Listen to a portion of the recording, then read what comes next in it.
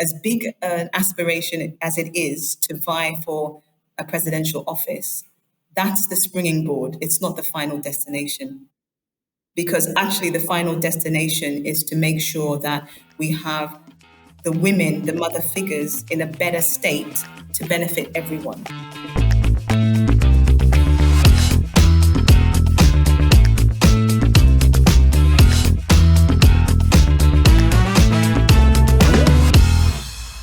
Welcome to AudioLife, the podcast where we tell your story in your voice.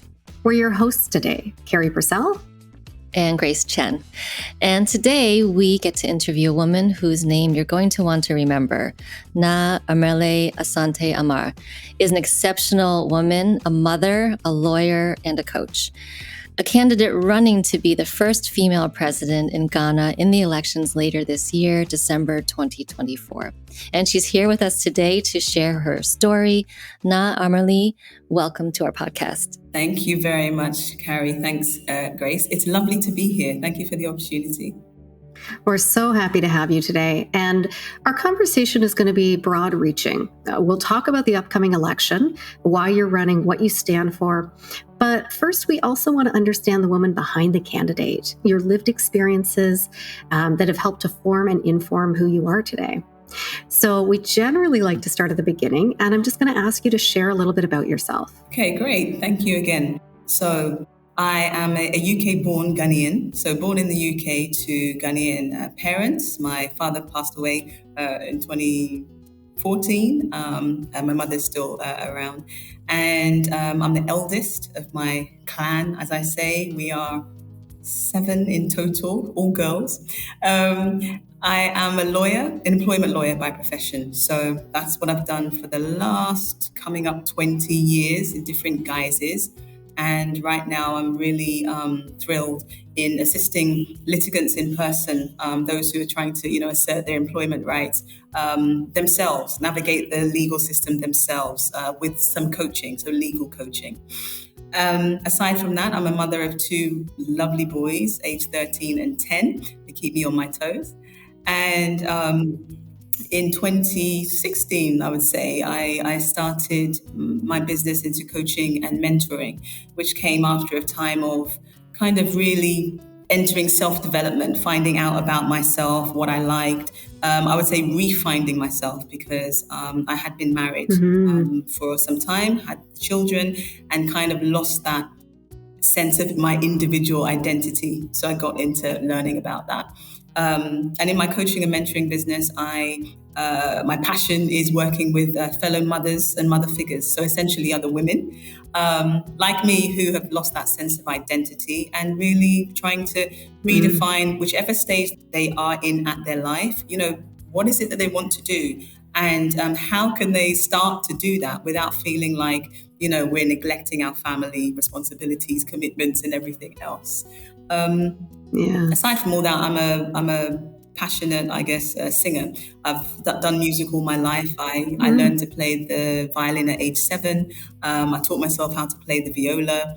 I love to sing in choirs. So there was a time where it's like, I'm touring places around the UK, Germany, what have you, singing in orchestras, playing in orchestras even, singing in choirs. And that was like fantastic socially, just learning lots of different things. So singing is definitely me, whether it's, I would say I'm an amateur musician, but it definitely is a very important part of me. My goodness, thank you so much. And you covered so much ground already. And we want to actually go back a little bit and start to unpack a little bit of who you are. So childhood, actually, if it's okay, I'd like to hear more about that. Could you tell us a little bit more about your childhood? And because you mentioned a lot of things like identity and clan, all those things. So let's go back to the origin. What was your childhood like? So my childhood was filled with music. I would say. And I'm the eldest of 3. So my mother and my father had 3 daughters. I'm the eldest of those.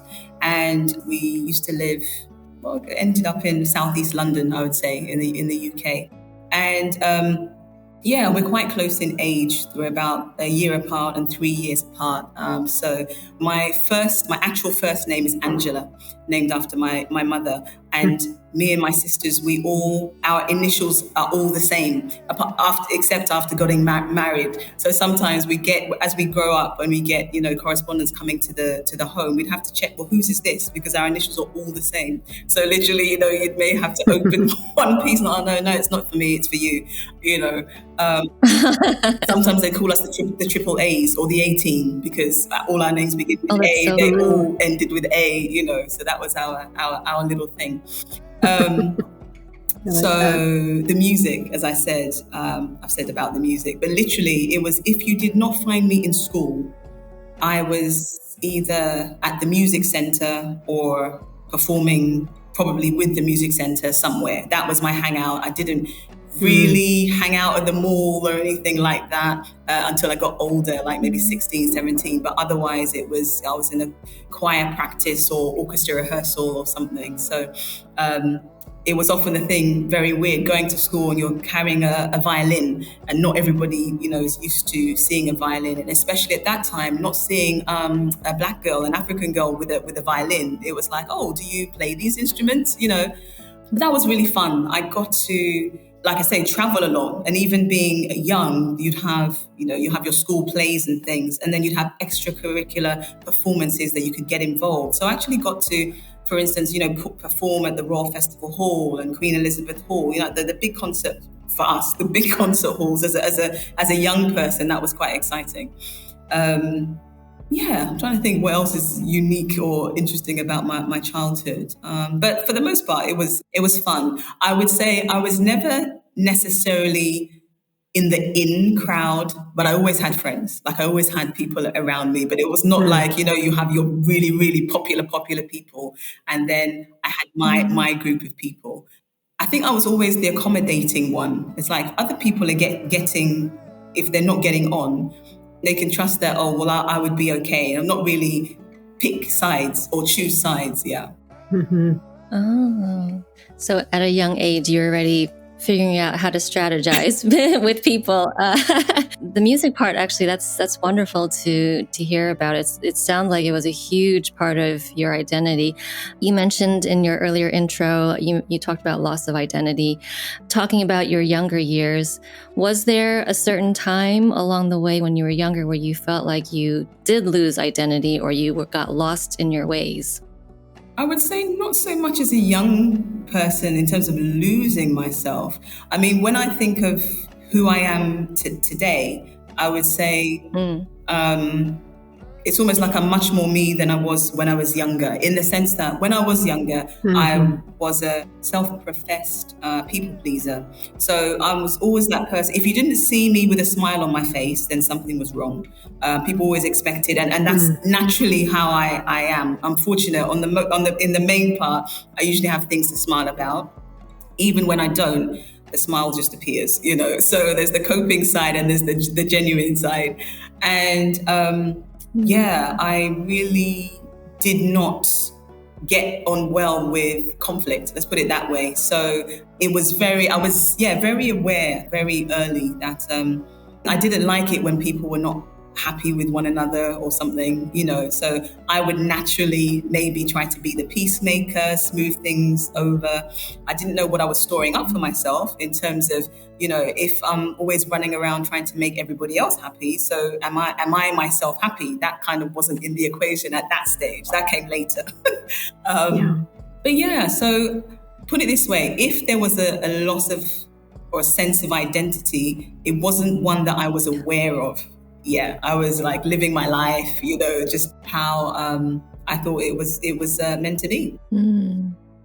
That's so insightful. I wonder how many of us realize and not realize things that are happening with us. It's when we're young, we don't know, but then later in hindsight. So thank you for reflecting on that one.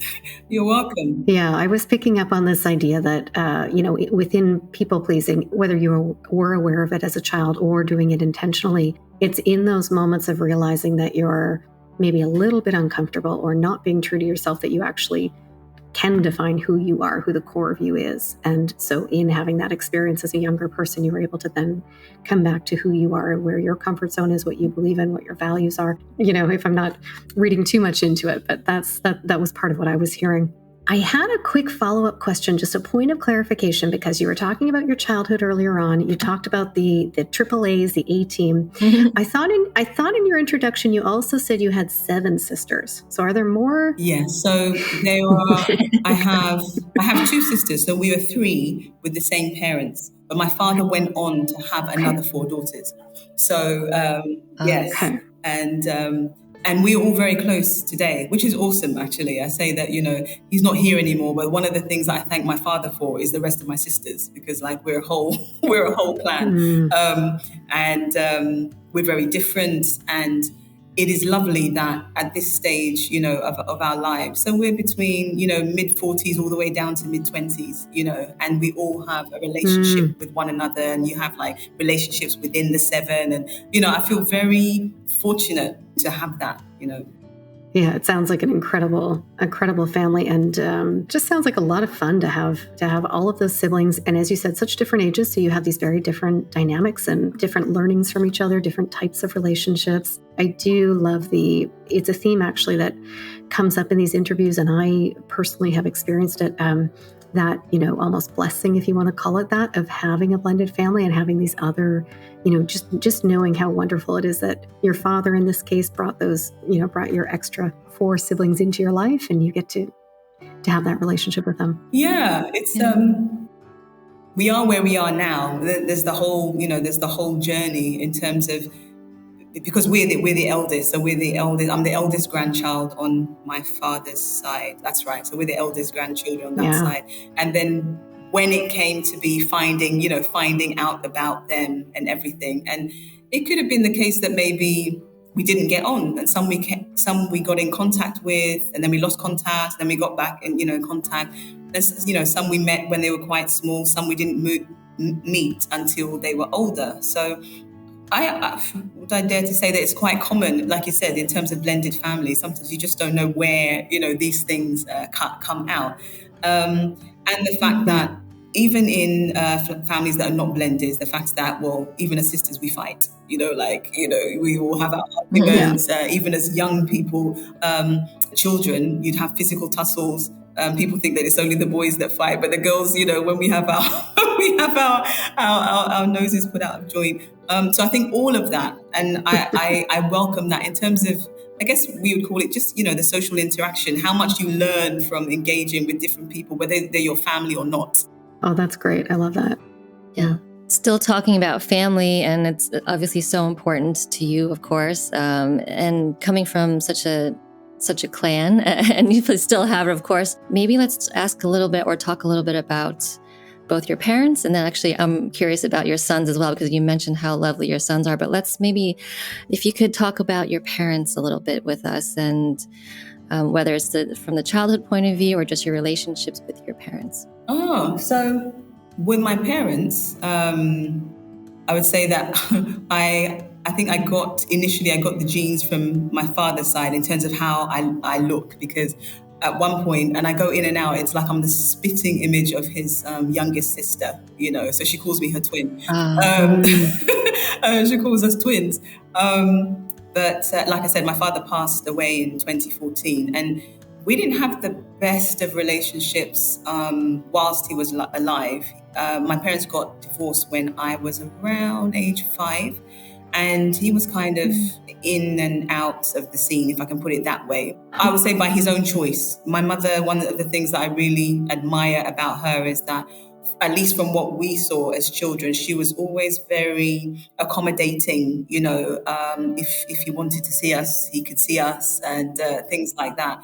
And she made an effort to make sure that we were connected with his side of the family. So our aunts and uncles on that side of the family, she would take us to see them. We got to know them, irrespective of what was going on with him. Which I really, really value, because then with the next generation, we get to know our cousins. The time where it's like, well, the aunts and uncles, they can do what they're doing. Now the cousins, we can, contact one another without your assistance. So I do really appreciate that. Having said that, he was very much a maverick. I think I'd call it like that. Very, very charming, very good looking. He was like me in terms of, or I was like him in terms of, he's very extrovert, out there, entertaining people. So I think there's certain elements of that where I resonate, with him, life and soul of the party, but making sure that people are having a good time. I really get that. Yeah. And I think he was, on that side of the family, they're real jokers, as in they're very humorous. So he would tell good stories. He would tell good stories, even just like his father as well. So yeah, that was dad. And then with mum is, so they were both Ghanaian, both of Ghanaian heritage, if you like. Their families were quite close. With mum, I'm very close to my mother. We've always been very close. I think there's been one or two times when not. And I think that is, whether it's coming of age or life transitions, it's like you leave the home, you get married, you have your family and trying to work, those things out. But otherwise than that, my mum, it's like she's a very close friend as well as being a mum. What I love about her is her mentality is very much live and let live. She was the last born of 8 in her family. And being the last born of 8, she never had a voice, essentially. So I think that translated into to make sure that, she doesn't like, if she doesn't like the way that she's treated, she would make sure she doesn't do that to other people. And she was, maybe shut down a lot. So she would try to make sure that we are not, it's like she may not agree with what we want to do, but it's our life. So, we can go ahead and do it, kind of thing. And and it's funny, when I talk about the music, what I didn't talk about is that both my mother and father had a musical side. So at some point, I think my father, he was learning to play the organ. My mother, she used to sing. I think she was even on TV at some point, in some singing competitions and things. So I think they traveled down the genes. Well, I'd say a good mix, obviously. But my mum, who's still around, very much around. Yeah, she's got a heart of gold. She is one of my closest, apart from being my mother, but she's like one of my closest people. Wow, I loved hearing that, what you've gotten from both of your parents. Your mother sounds like she was ahead of her time in some ways. She really just raised you and your family to the live and let live thing, and she was the youngest, whereas you're the eldest. You said as the grand. So interesting. Now let's shift a little bit and talk about your role as a mother. Of course, you've come from a household of ladies, so other than your father. So even just having sons, I have 2 sons as well. So when you were sharing earlier, you had 2 sons. I said, "Oh, I get it. I get it." It is a little bit of shift in dynamic, but talk a little bit about your role as a mother, and then of the mother of 2 sons as well. What does that mean for you? What does that look like? And how has it been for you?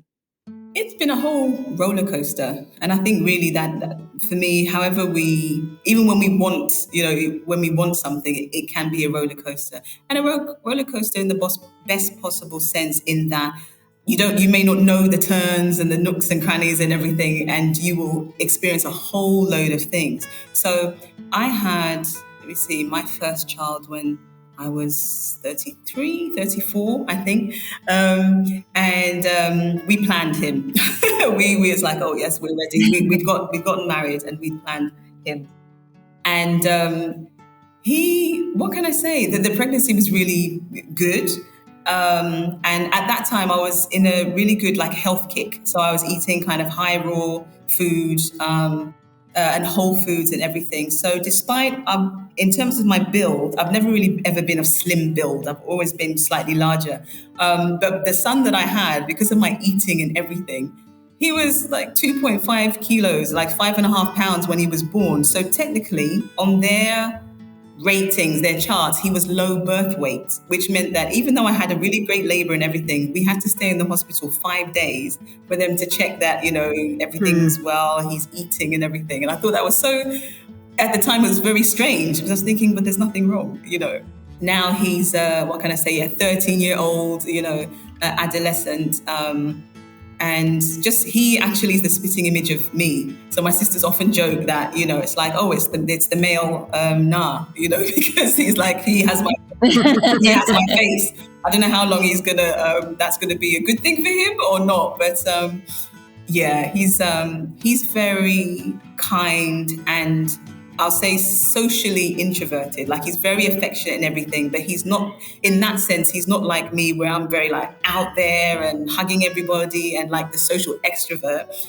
He's very kind-hearted, very intelligent. Like, his thing is about his numbers, his letters and everything. Like, he's been moved a year ahead at school because he really loves, the way that he learns and everything. So that's my eldest, who, one thing I would mention is that, so as a Ghanaian, we're very big on day names, as in having names that signify the day of the week on which we were born. So I was born on a Monday. If you ask most Ghanaians that are connected with or in their heritage, they will all know the day of not just the date, but the day of the week that they were born in. So I was born on a Monday, and my first son was born on a Monday. When I went to have my second son, he was born on a Friday, and his father is a Friday born. So we say we split 50-50. Like, we got one each on our day names. And the younger one, who is 10, he's more socially extrovert like me. But to the point that when he was young, I call my boys serial huggers. We're very physically affectionate. Like, you can't be with us and like not have a hug unless you tell us that it's off limits. Then you will get a hug. And so they're my serial huggers. But the youngest one, he got to a point we are actually concerned when he was younger, because literally he was so open. We just thought he could be carried away by anyone. He literally like, hello, how are you? He was so friendly. So we had to, work on that. They are 2.5 months apart. So basically, in the year, one is February born and one is August born. So they're like the opposites. And it's very funny because they're opposite in complexion. The firstborn is a bit fairer like me, and then the secondborn is a bit darker like the father. So I just like these things because it's like Mother Nature telling you, oh yeah, you're all just all very different, However much people tell you about being a mother, I don't think anyone is ever really prepared. I usually say that you get ready when you're in the action, because you do not know how your body is going to respond to certain things. So not just the pregnancy and the labor, but the sound of hearing your own child cry as opposed to somebody else's child cry, and maybe the touch of their skin as opposed to just generally babies and things. We don't know how we're going to respond to things until we actually have to respond to them. So it's been lovely. I guess they call us, boy mums, because I've been surrounded by women, which I also love, whom I also love. So it's great to have. So now I've got, so now I'm surrounded by men because, small men. It's definitely something that, as in motherhood, being a mother is something that for me is very empowering. Coming out the other end of having lost my sense of identity and everything, because me as an individual, somebody asked me the question the other day, but it's like, what I appreciate about being a mother is it kind of highlights to me, it kind of enables me to actually love more and accommodate more. The older I get, I refer to myself as a mother hen. It doesn't matter what your age is. Like, I have clients and things that they're in their 60s and they refer to me like their mum, so I'm very mother hen, I'm always checking on you. I'll apologize if it's too much, but it's like the mother henning, it doesn't stop, it's just, and it just allows me to be like, oh, I don't have to, I've got the love for my boys, and there's so much more for everyone else as well, So I do enjoy that. Your capacity has expanded in a lot of ways by becoming the mother to your two sons. Now I want to ask you, you have such a strong sense of self. Even when you were a young girl, when I heard you describing your youth, you actually really had a very strong sense of self from early days.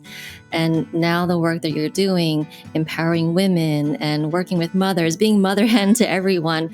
When you think of your two sons, who are still relatively young, although in 10 years they'll be adults, what is important to you that you want to make sure you instill in your boys or pass on? I don't know what the right term would be, but what's really important to you as far as values that you want your boys to get from you, hopefully?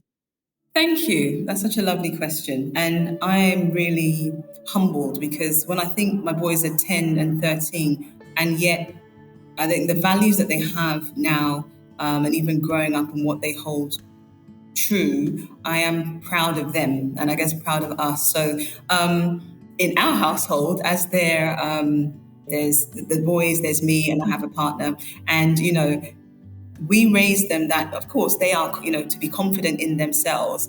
And also that when the women around them are in a good state, they are absolutely going to be, happy, loving it and everything else. Because whether it's your mother, your wife, your sister, just as well, there are other men, but the women in your family, when they are well, they will give to you. That's what we do. I don't know if it's why they say things like happy wife, happy life. So they check in on me, if I can say like that. I check in on them and they also check in on me. And one of the things in our household that is very important is emotions.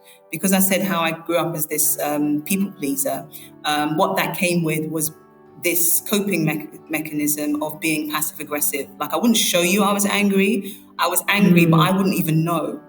So now we talk a lot about emotions, and my sons, they'll know, they'll ask me, oh, mommy, how are you doing? And if I'm having an off day and I'll, state back the usual, I'm fine. And then they'll say, are you sure you're fine, mommy? Because you don't look fine. It's like they learn to probe, and checking in is like, what's she saying?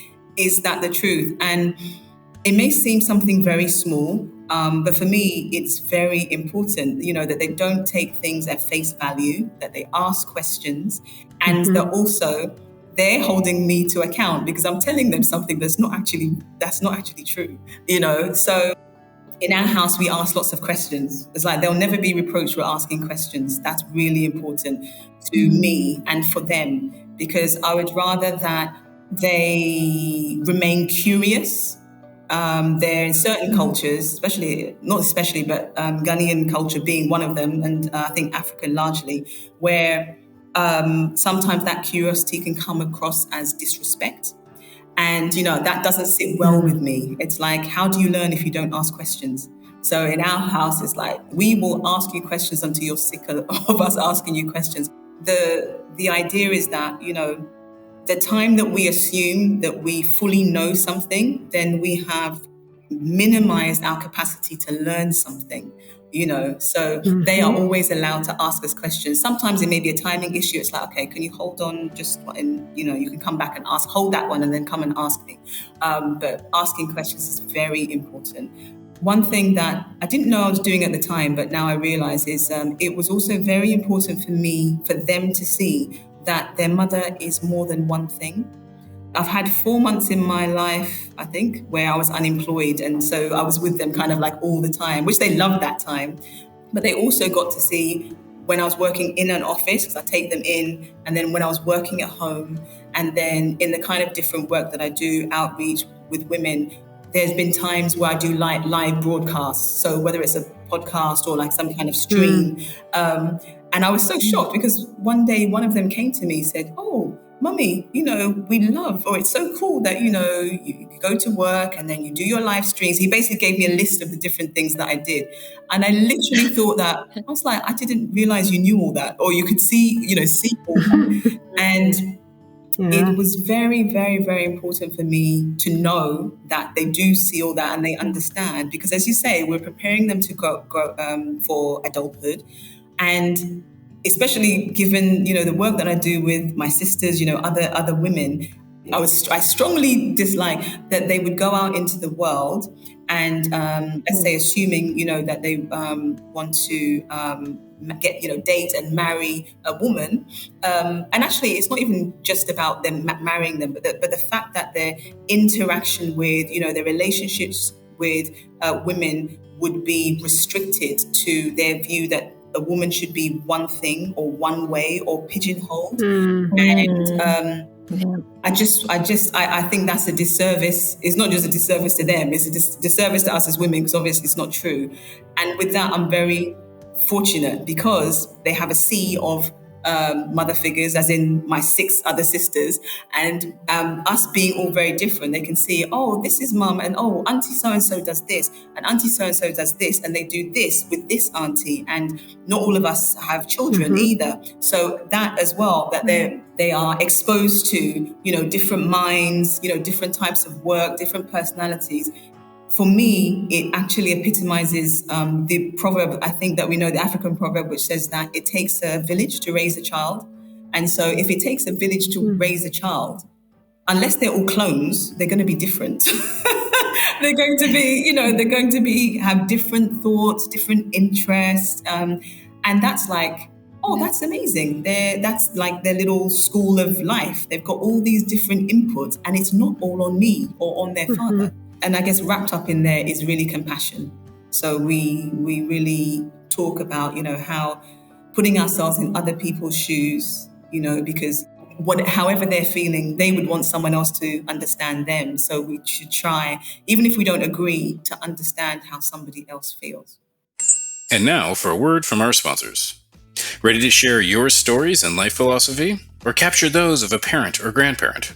Or maybe a corporate package is right for you to build connection across your workforce and add value to your clients. Visit audiolife.io today to learn more. Our listeners will get 10% off using discount code GIFT10 and order number AudioLife Podcast. AudioLife, where memories find their voice. What an answer. I won't do justice to summarizing everything that you shared. It was a lot, sorry. In terms of the values that you have put forward for your sons, but several that stand out. I mean, you describe that you're a household that hugs. You're a household that's full of questions. You're always willing to ask questions and answer questions. You've made all of these opportunities available for building broad perspective, whether it's seeing you as more than just a mother. So all of the different facets and things that make up your identity and that you spend your time on and that you mean to other people, whether it's other mother figures in your sisters and their aunts, everybody else in the village. I do want to touch more on, you talked about your work and you've talked a lot about your identity.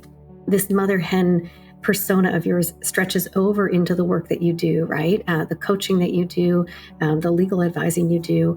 It sounds like a lot of that may have come out of your own experience refinding yourself and supporting, it sounds like supporting women that may be experiencing similar things to what you've experienced in the past.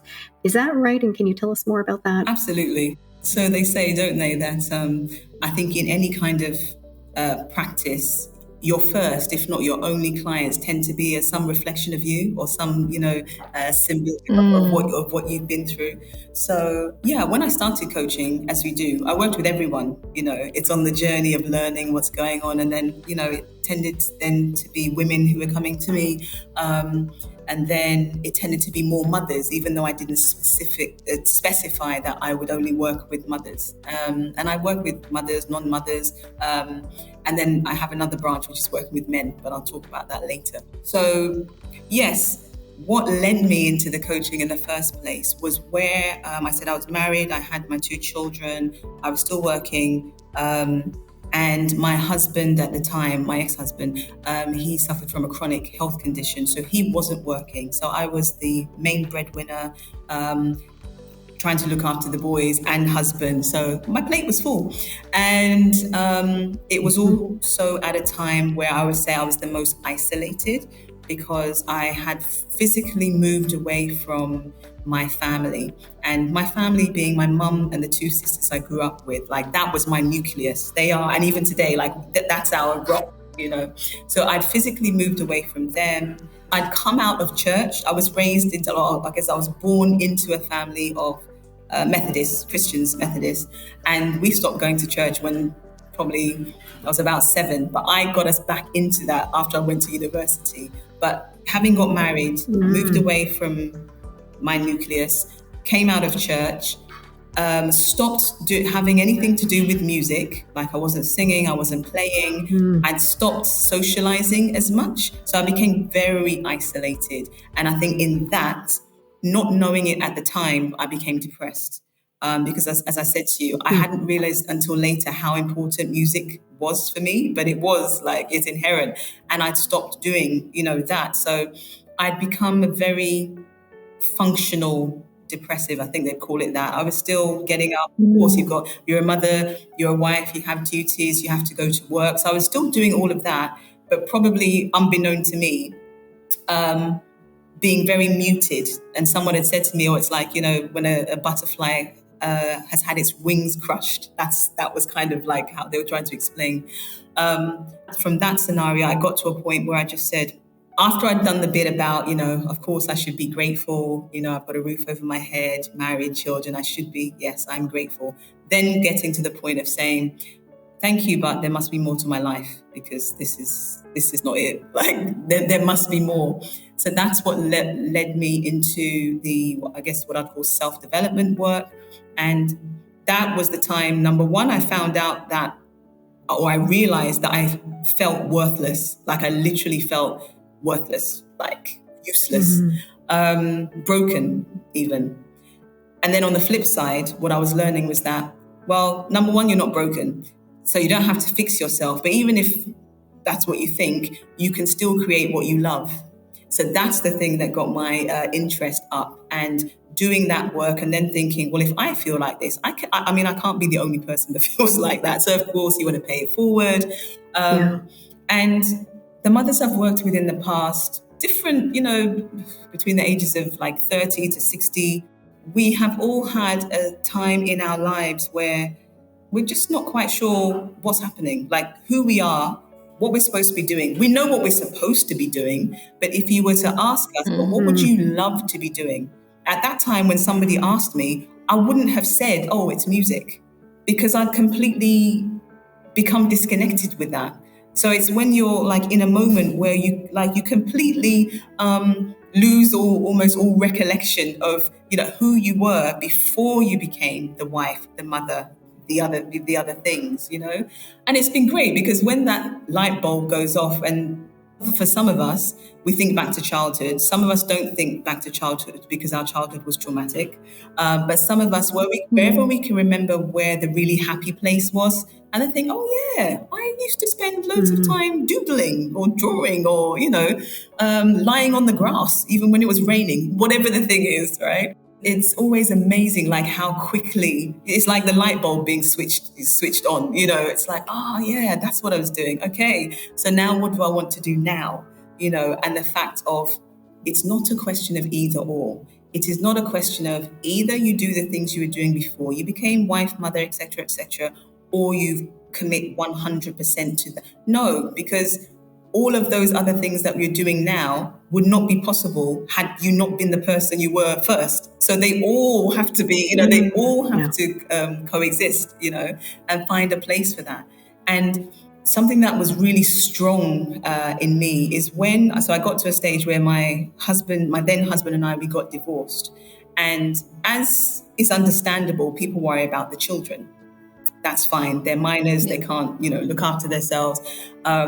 So then the dilemma for other people, not for me. I mean, yes, I was very worried about them, like, oh, what's the best thing to do for them? But I had prepared myself. Like I was in a state of knowing that this marriage is not working, and where our mindsets are, we're not in a place where we're going to sort this out together. So once I made the decision to leave, there was never any thinking this, going to go back.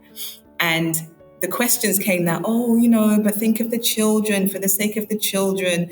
And I don't think I ever shouted at anyone, but I was just thinking, and so what? I don't matter? And then a very good friend of mine said to me, do you know what? As long as you're okay, your children will be fine. And that's all I needed. That is all I needed. Because the thing is, when I was depressed, of course, my children wouldn't have been able to maybe say, oh, this is what mummy's going through, but they definitely felt it because we're still connected. When they talk about the mother-child bond, it's later that I learned that, but I didn't literally know that.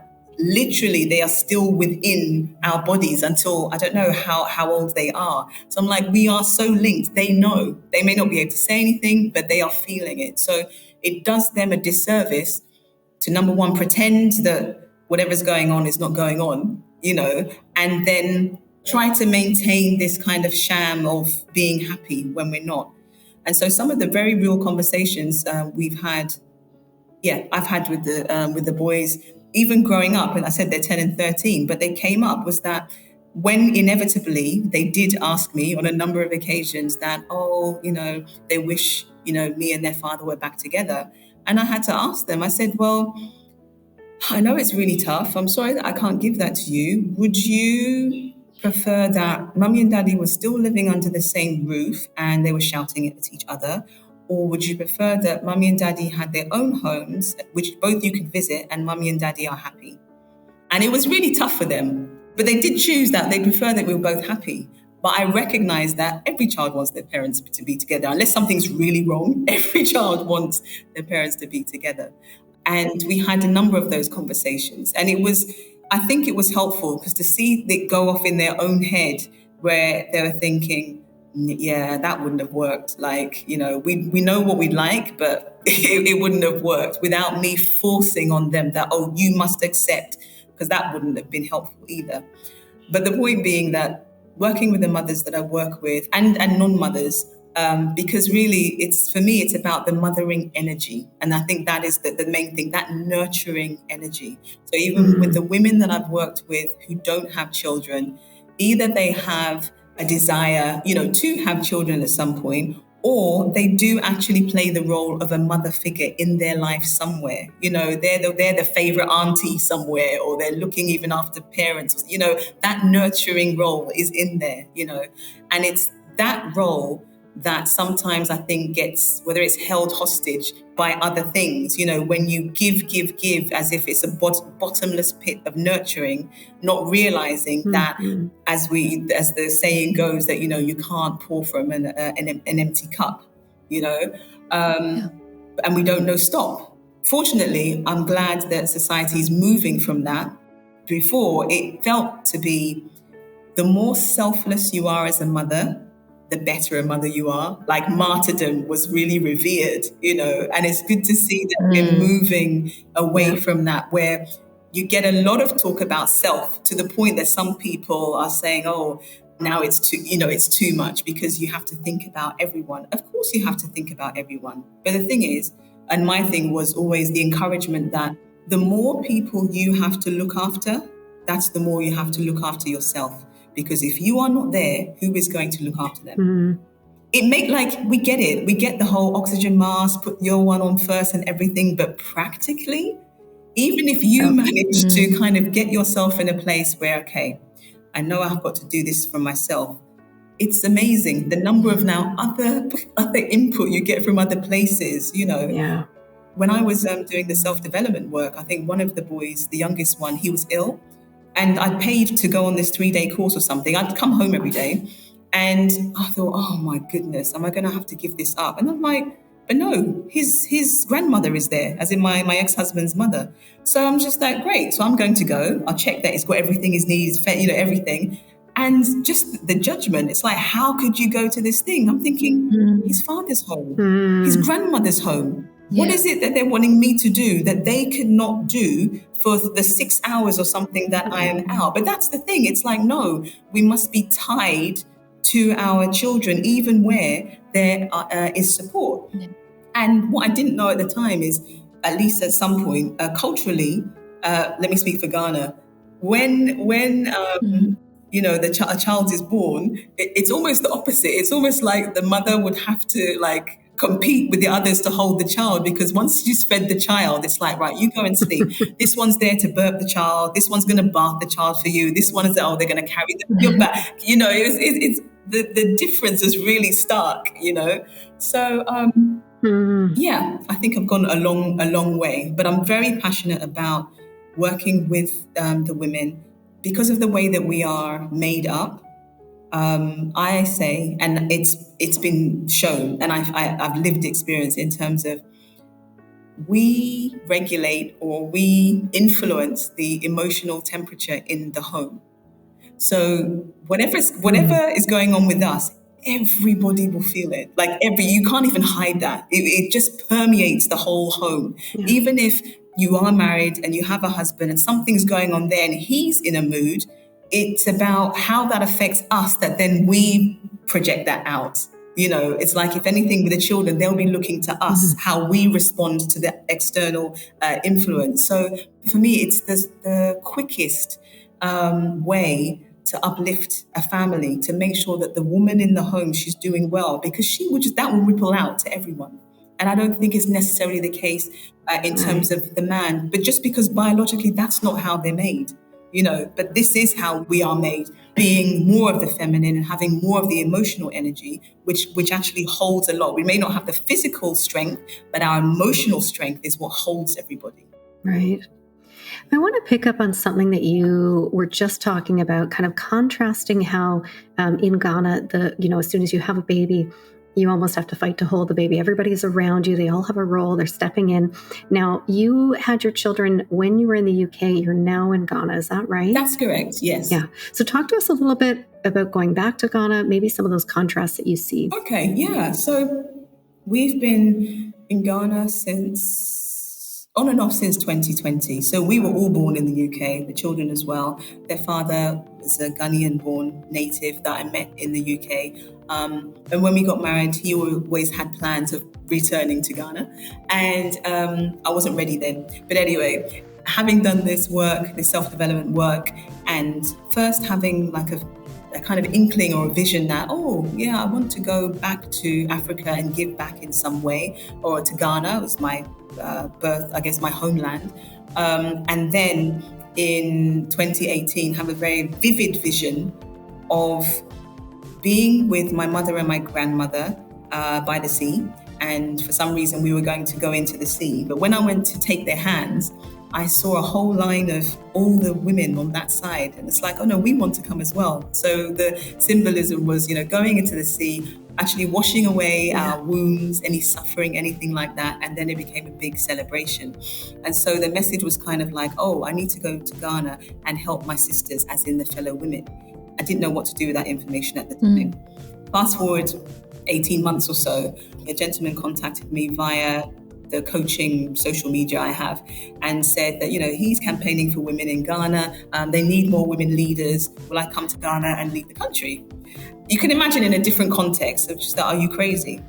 But because I'd had like at least 2 bites of, okay, I need to go back to Africa, I need to go back to Ghana. I just said to him, I don't quite know how that's going to happen. That's supposed to happen, but sure, I will do that. So there began the, me announcing to people after I'd spoken to my family that, we're going to Ghana and I'm going to help other women, and me, myself, I plan to vie or contest for the presidency to lead the country, because we refer to Ghana as Mother Ghana. And so, if you want the country to do well, the mothers, the physical mothers on the ground, they also need to do well. Thank you for sharing that. And this is something we want to unpack and talk about a little bit more. This is such a big thing. And even from my point of view, even just hearing that you are taking this call and heeding this call is so inspiring. Ghana's never had a woman as a president. So that's history in the making. Is Ghana ready for a female president? It's an interesting question, and one that's been asked here a number of times. The thing is, it always sends my mind into, whether it's overdrive, because it makes me ask the question, how does one get ready for a female president? How does one get ready for something that they've never had before? You don't necessarily know that you're going to, you don't know what it's going to look like. So how do you prepare for what you don't know is going to look like? But it is a good question. And if you ask people on the ground here, people would say, no, not not at all ready, because you will speak to some women and they'll say that, some women will say that, well, no, politics is for the men, leave it to them. Some will say that, no, actually, I don't trust the women. Statistically, although statistically Ghana has the majority of the population is women, even if it's by 51 or so percent. In Parliament, women only represent about 13% of Parliament. So we're not even close to half, or a third. Depending on who you speak to, they'll say absolutely not. And my difference is that, well, it's not necessarily going to happen just like that. But my approach is, it's not only that I am going to contest. My approach is that we need more women in leadership. So actually, we need to flood the leadership positions with women so we have that balance.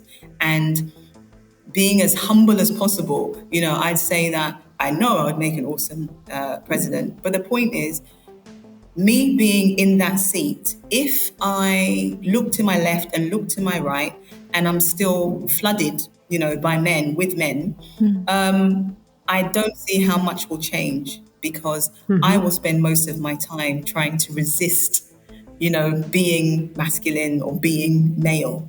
And so it will be difficult to pour the energy where it's supposed to go. And I think we already have evidence of that, where we look and you say, oh, but we've got women in Parliament. And I say, they're 13.5%. Are you expecting those so few to make such a big difference, especially when women are the majority in the country, if that makes sense? Right. It does indeed. Right. It does.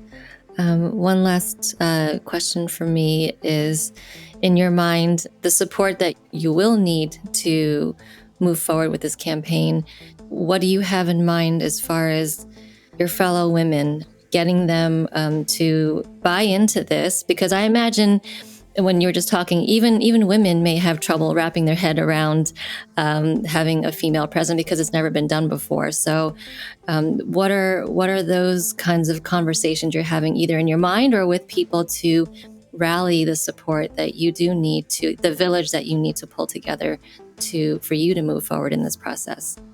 Great. So the conversations have been around since about 2019, because it's not only me having them. It's really bringing the women back to the fact that, yes, we say, okay, Ghana has never had a woman president. However, we have had great women leaders in the past. So we're looking at, yes, the modern day, but it's not something that we haven't done before. And also making it very tangible, in the sense of, we have this disconnection thing where we think politics, I know it has a bad rap, it has stigma. So of course I say, leave it to the men. But I'm saying, we're already running ministries, right? So what I say to them is that, just think about your household and think about how many hats you wear. You are the Minister of Food and Agriculture. If you're not making the food yourself, you're sourcing it and making sure everybody is fed. You are the Minister of Finance. If you're not generating your own income, you are managing the income that's coming into the house. You are the Minister of Health. You may not know how to cure everyone, but everyone comes to mommy, something's going on. Even when hubby is not feeling well, like, you perform miracles and you don't know how to, you don't know how you do it. You are the Minister of Sanitation. Your home will be clean. Either you do it or you'll get someone else to do it, but it will be clean. You're the Minister of Transportation. You may not have to drive, but you have to do, like, how many school runs and whatever else. Like, you will handle that. The Minister of Innovation. We're always having to come up with things off the top of the hat, because whether it's the school projects that you don't know where these schools get these projects, you have to think of something to help your children do these things. You have to improvise, whether it's the remaining ingredients in the fridge. Ministry of Interior, like, we are mediators. Whether you want to mediate or not, you have to mediate. Yeah. Either you're mediating between your children, or you yourself are having some kind of mediation with your child. So, like, we already wear those hats. And we forget that. But if you were in a position, an official office, you would get help. You would get given a budget. You would get given staff. And you're doing all that you're doing now. And it's for free, not for free. I mean, it's for yourself. But the point being, the task is not as large as we think it is. And it's important to remember that our mothers, they're not the only teachers, but we are the first teachers. So even within the home, everything that and when I say teachers, I'm not just talking about, okay, let's go to the blackboard and learn this. The very act of whenever we conceive, or actually when our grandparents conceived our mother, whatever experience that they had, it gets downloaded to us. We have the imprint. We talk about the generational trauma, but there's also generational gifts, or maybe. So it's imperative that we make sure that the women who are responsible for birthing, they're in a good state, because that helps everyone, the future workforce, everything else. How else to manage that if we're not in the places where we get to make those decisions? What an incredible answer. You've really carried this theme through of, women, and particularly mothers, can't do their job. There are many, all of the hats they wear, their job at home, their role in the family, if they're not taking care of themselves. You've talked about how important, how many roles they really do play, how much power there is, how much they've been given both genetically and from the examples in their lives and from their lived experiences. You've talked about how your current government is about 13% female. The UN recommends that it should be 40% female. You talked about how, really statistically, the population is maybe 51%. I'm not sure why it shouldn't be equal, 50, 51%. And now you're in Ghana. The election is December 2024, so this end of this year. What's this campaign going to look like? How are you going to get there? The campaign has already started in an informal sense. But what I mean by that is that the usual thing is to announce you have a campaign. And yes, people see a banner and everything else. I take nothing away from that. But as you can hear, in terms of how I'm really passionate about connecting with the women, and it's not about me, it's much bigger than me. So we start from the ground. We go to marketplaces. I have a team. It's actually men who go out to marketplaces and they speak to women and how women need to be in a political leadership. And so the response is, yeah, but where is this woman that you're talking about? So we're building the ground instead of saying, oh, yes, vote for that. We're not doing that yet. We're making sure that they're aware that they need to call someone else. So then when I come in and I talk to them as sisters, it's like, well, but this is what we need to do together.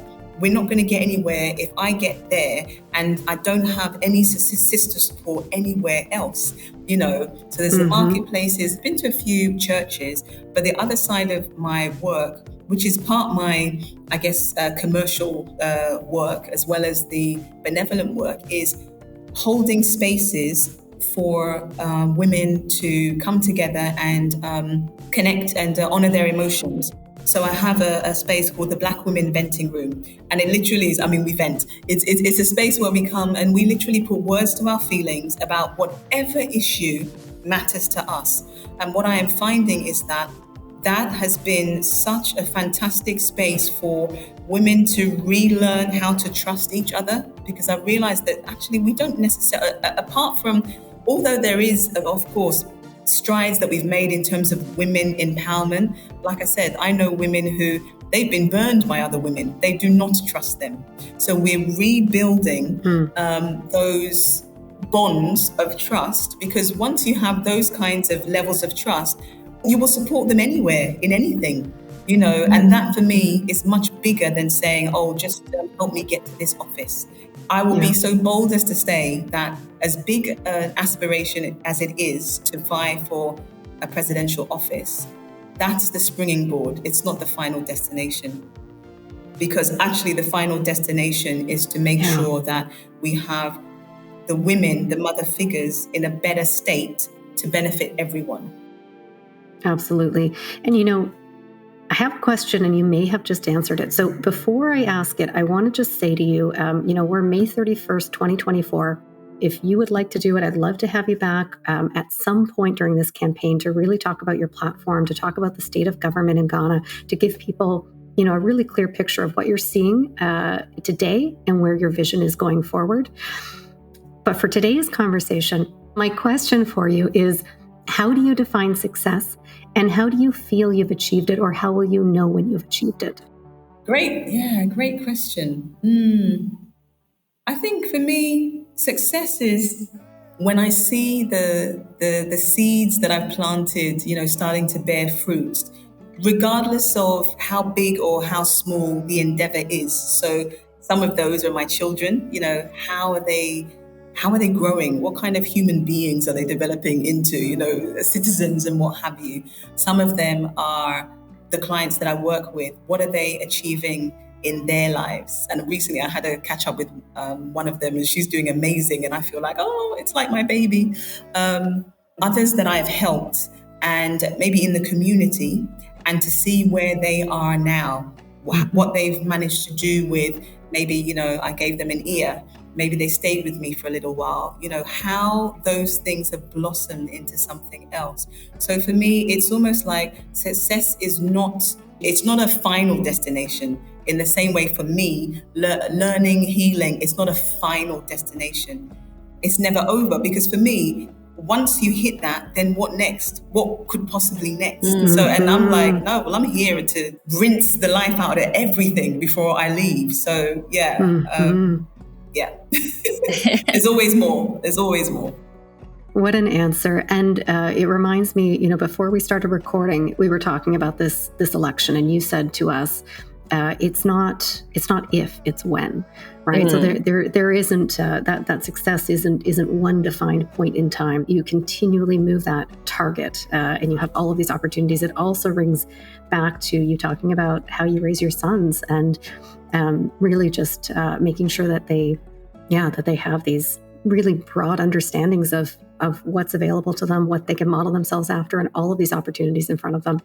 I said this earlier in the podcast, I mean it. We'd really love to keep in touch as the campaign goes on. I would love to bring you back. We'll talk about the right timing to do that in your campaign, whether it's later in the summer or the fall, and just hear everything that you're working on and thinking about and how it's going. But for today, I just want to thank you for spending your time with us and sharing your story.